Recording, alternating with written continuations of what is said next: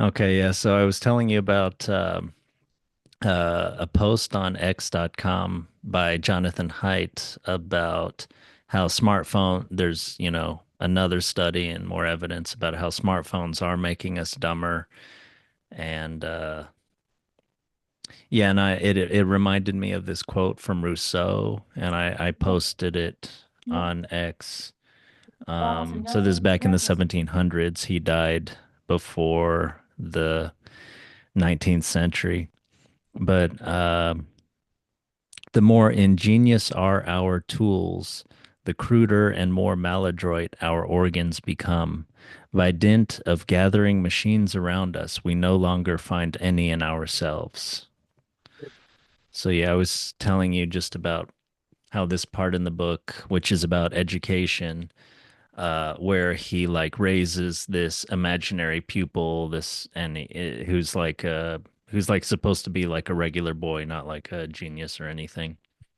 And in this part of the book, he has started to get him to kind of run these races by giving him these little cakes as rewards at the end, and he brings other children into it. And this imaginary pupil, Emile, starts to see that there's different lengths paths, and of course he'd want to take the shorter one to be able to win the race, but there's no time to measure it out in paces or anything. So Rousseau is trying to get Emile to start to measure the length of the races with his senses, with his eyes. And he has a larger point related to the quote that I just read about, yeah, how he wants human beings to, yeah, to live with their senses and to develop confidence and through competence and experience in them. And I think he sees this modern development, this modern scientific kind of taking over of society as where we are using our senses less and less, and we're depending on machines and everything. And right above this quote that I just read, he says he talks about instruments, all the instruments invented to guide us in our experiments and to take the place of accuracy of the senses cause the senses to be neglected. The graphometer frees us from having to estimate the size of angles. The eye, which used to measure distances with perception, relies on the chain which measures them for it. The balance frees me from judging by hand the weight I know by means of the balance. And for anyone who happens to be interested, that's on page 176 at the bottom of the Alan Bloom translation. But yeah, uh, what do you think? Smartphones making us dumber? Do tools make us dumber? Well, like, yeah, I kind of could see what the quotes are saying because, like, these smartphones and like modern technology, they kind of take away what it means to be like a full person or a full human being. And a lot of that's because, like,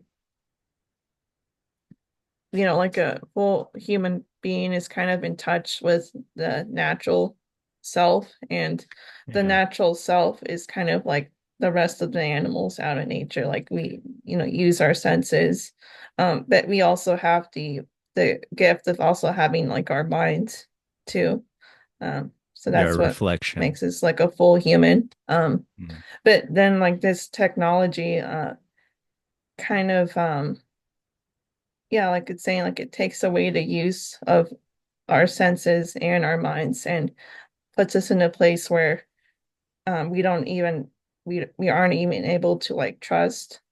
We don't trust our senses anymore, and we don't know how to use them when we're without those contraptions. Yeah. I've kind of thought about it like I rely a lot on Google GPS to Yeah. the point where if my phone were to like give out or something, I'm terrible with direction and don't trust myself to get wherever I need to go. So, Yeah.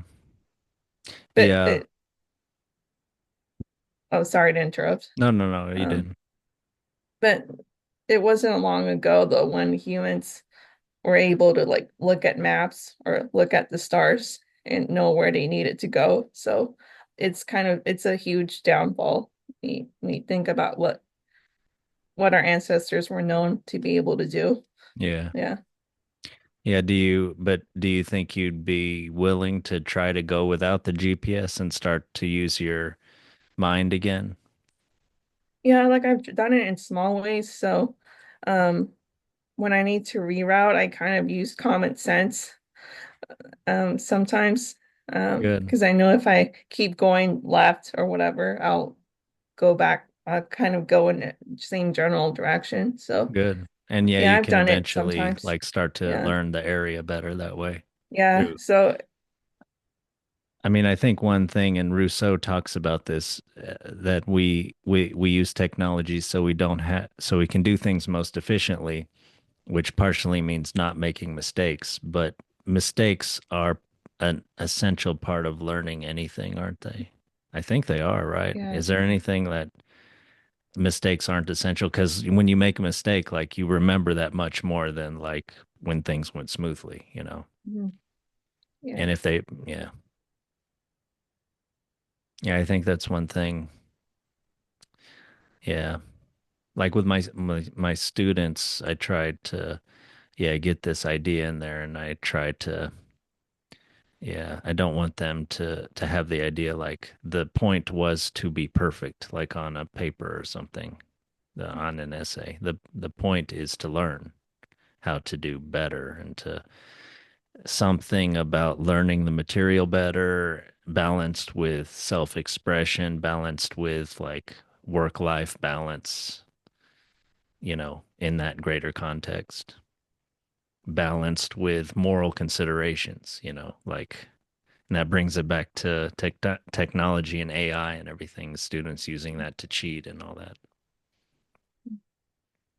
But yeah, that's kind of yeah, to be a whole and good person, to be a person who experiences and exemplifies the good and the beautiful and the true, and things in balance, it's not all about some kind of uber efficiency all the time, you know, getting the most out of life without ever Yeah. even living life.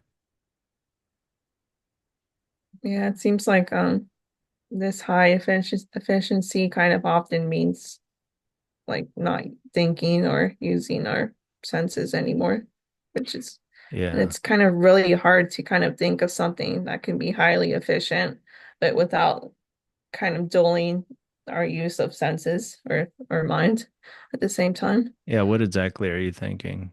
I agree with that in general. Um,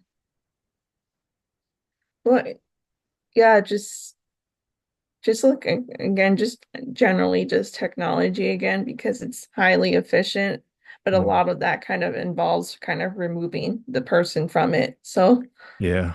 yeah, so it's I don't know if it's even possible to kind of reconcile those two things, like efficiency and still kind of involving the person, like with thoughts and senses at the same time.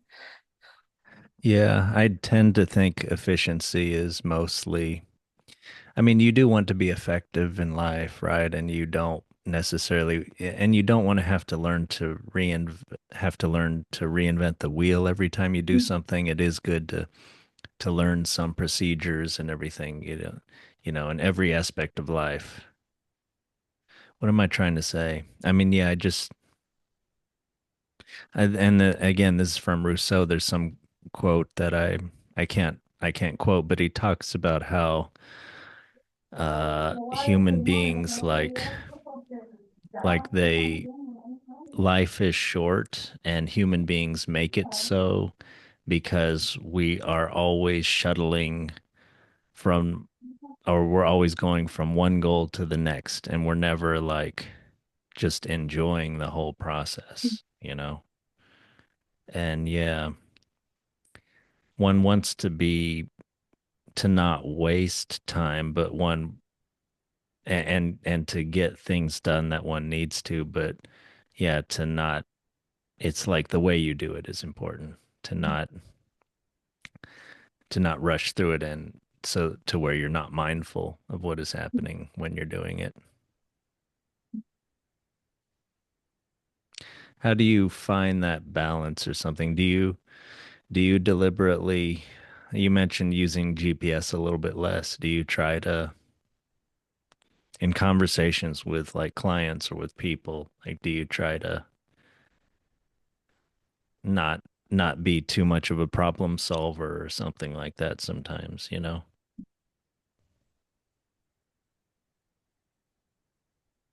Well, it's like at my job, it's very hard because you're kind of seen as a problem solver. Well, I just But mean, yeah, you know, there's a way to try to address things to where you're just trying to efficiently solve a problem or something rather than sort of take, like, be present with the other person at the same time to where you're kind of solving, you're not just solving a problem, having a hard time articulating this, but just, yeah, to where you're like being present with the other person too. And, yeah. Um, well, I kind of try to kind of remember to maybe just kind of bring kind of warmth back into your interactions, where mm, it's not purely clinical or trying to solve problems, like you said. So, mm, um, I just use it with basic things like just asking the person how they're doing, how they're mm, feeling, mm, just what things they're looking forward to in their mm, day or later. Um, mm, so I think that kind of helps with that a little mm, bit. mm, Um, and maybe just trying to find some kind of joy or warmth, like I said, mm. in those kinds of things. Do you feel like your mental health is helped by that? Yeah, I think so too, because it kind of I think it kind of humanizes like interactions more. Mm, Um, and it kind of it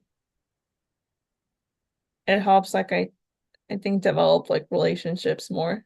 Um, yeah. and And that helps your and mental health. actually looking forward to like speaking with the person. Or sometimes you'll find that the person responds well a lot of the time and they'll do nice things for you or say nice things and share things Mm, that aren't just focused on solving problems or mm, like more clinical type stuff. mm. Yeah, this reminds me of well-being therapy, which we've talked about.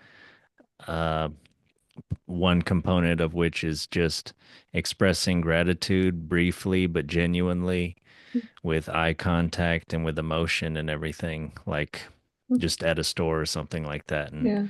Uh, and how just a brief kind of, but genuine and positive emotion kind of thing can, especially over time, repeatedly, can just improve your whole Yeah. outlook of life, like help take you from being depressed to being like relatively happy.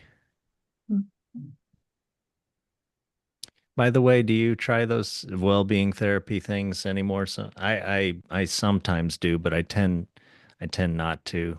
But just to review, like, yeah, expressing genuine gratitude and then recording it in your journal if you feel a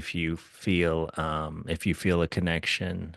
What's the other thing? Like, also writing down in the journal about 3 times a day, just a very quick like gratitude statement, like somebody you feel grateful for, and being repetitive if you can't think of anything else. Yes, my coworker Jody was helpful today. You know, you may have that 18 times, but thinking of new things if you can.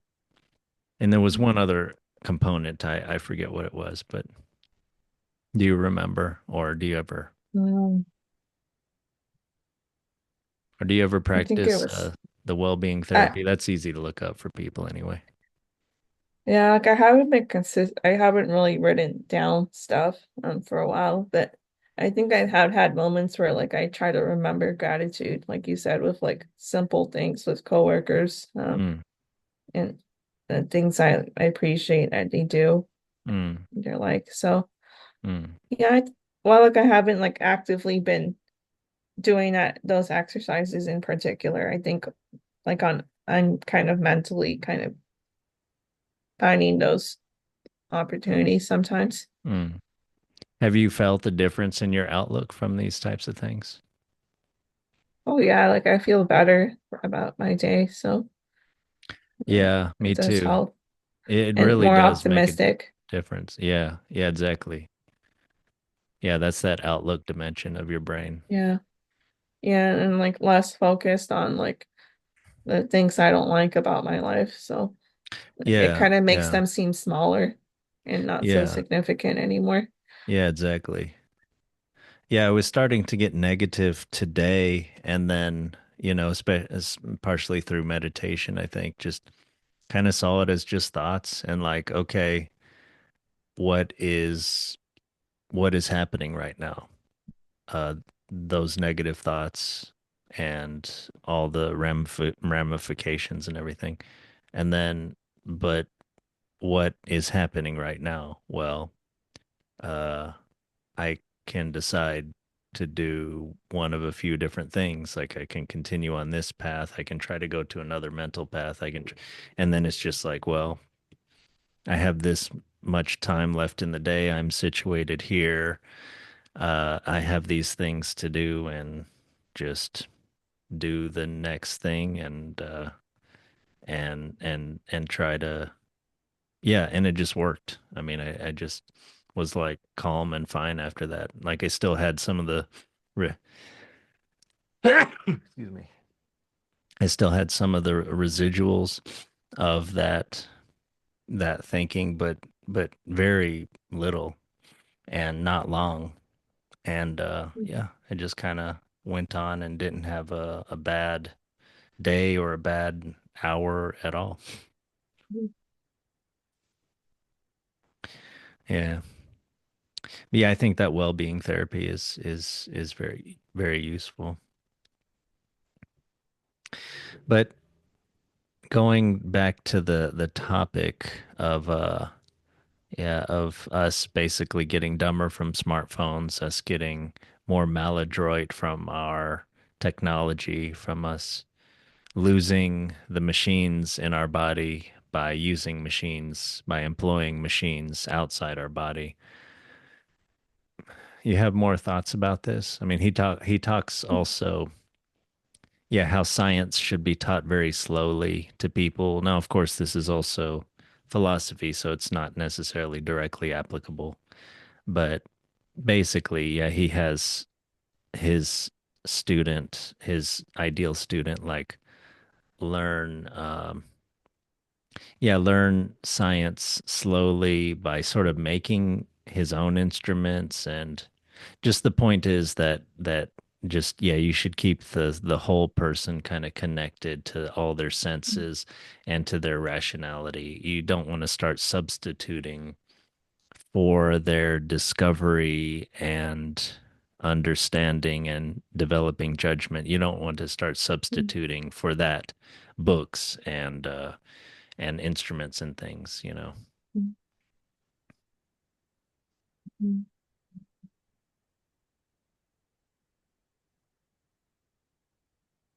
I don't know, just I had thoughts of like just finding ways to rely less on the smartphone, like in general, that I can do, and they're kind of small, but it's one less thing I have that attaches myself to me on there. Um, so like I say that could help. Yeah. Mm. Yeah, I tried Cal Newport's suggestion, and of course he's very focused on productivity, but I think also the good life Mm, and get everything sort of interesting off your phone. mm, I never put social media on there, but I did have YouTube on there a long time, and mm, you know how much YouTube has like sucked from my life. mm. But yeah, I finally bit the bullet and took off YouTube. It was a little Yeah. hard, But Yeah. Yeah, like I still have that on there, but the thing I don't use it as much on the phone at least. mm, So, yeah. Yeah, on a podcast I was watching recently, Andrew Huberman Lab and Stuart McGill, was that the person? It was a sprinting coach, like a world-class sprinting coach. And they were just talking about how much time people waste by like looking at their phones, like and mm, you don't get that time back, you know.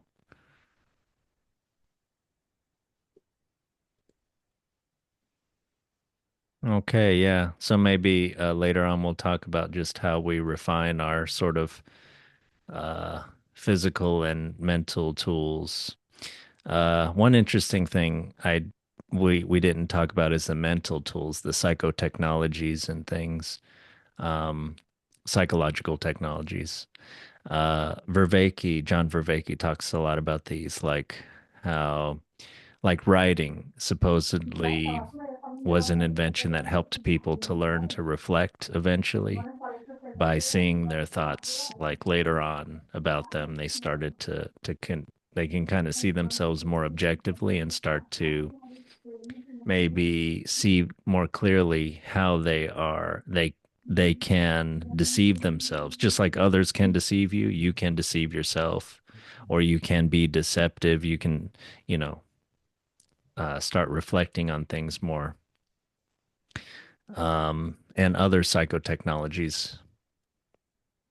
But yeah, I don't know if you've reflected on this, but mhm. yeah, do you have this idea? I mean, obviously, in philosophy, there's a lot of, you know, like the meditations that we've talked about, with the um, Stoicism, or the like in different religions, like in Christianity, there's the figure of Christ, which obviously is many things, but for one serves as kind of this uber model of who to be like, you know, that's inspiring, that's guiding.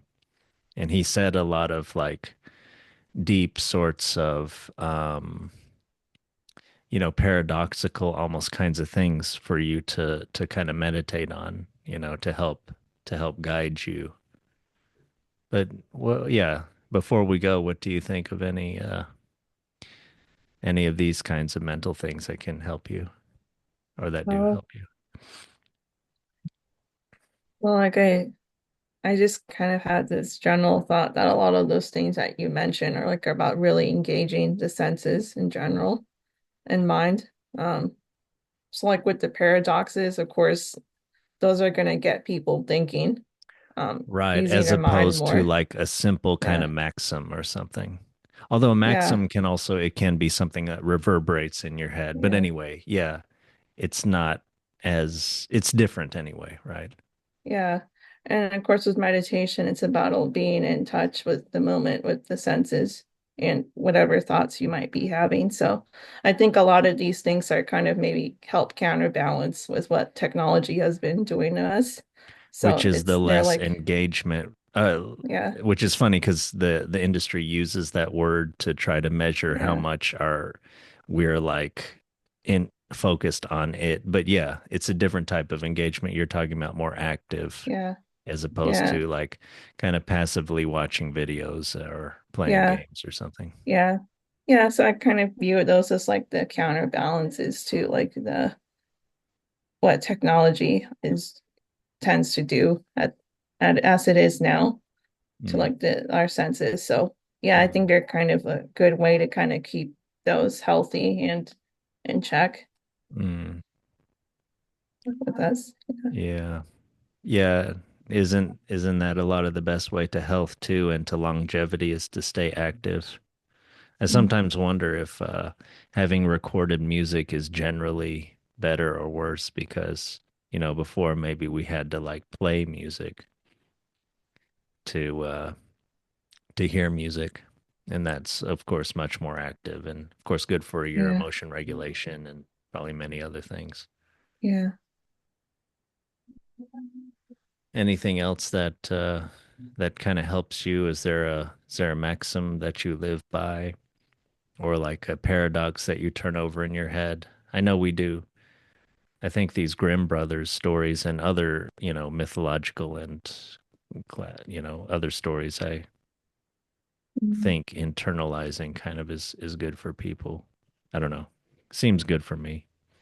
Yeah, well, yeah, it's very basic and simple, but what helps me feel better is just I kind of tell myself to um, kind of enjoy the moment or be in the moment, and that kind of helps bring me back. So I Mm. think I've said this before, like the most common thing I do is when I go outside is I just like to um, feel the nature, like the wind or the leaves Yeah. moving and moving in the trees and things like that.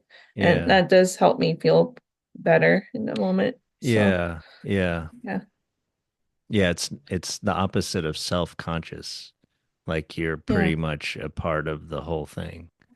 yeah, Yeah, I think wind yes, helps because it's like engaging your sense of touch and you know, yeah, and like less just the eyes, mm, maybe. yeah, and just like feeling the sun or lack of sun or whatever. Just yeah, it's very simple and well known, but it helps me a lot. Yeah.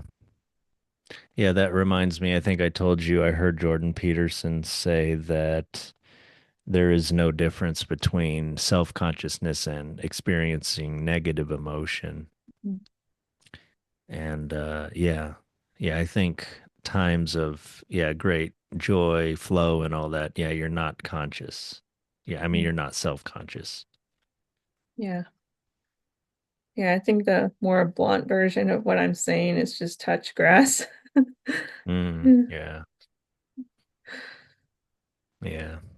Okay. Well, with that we'll leave it and we'll continue with talking about how we're kind of using our senses and using our whole person to live, hopefully. Okay, we'll talk to you soon.